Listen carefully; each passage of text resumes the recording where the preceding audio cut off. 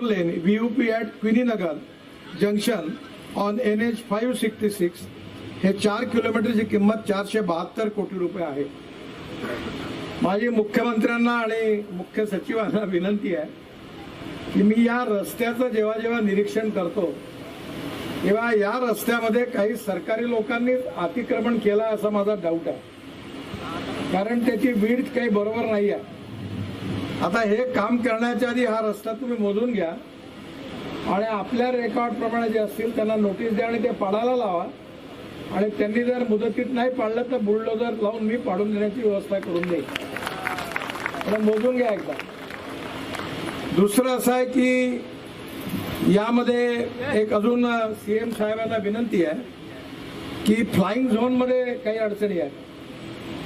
त्याकरता आपल्या लेवलवर आपण एक मीटिंग बोलवून घ्या आणि नेव्हीनी काही जागा आपली आहे असं म्हटलेलं आहे.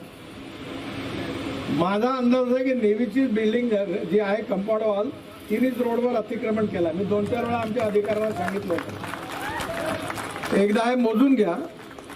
जर कायदेशीररित्या ते अतिक्रमण असेल कोणाचंही असो आपण त्यांना नोटीस देऊ आणि त्यांची जागा मोकळी करून घेऊ.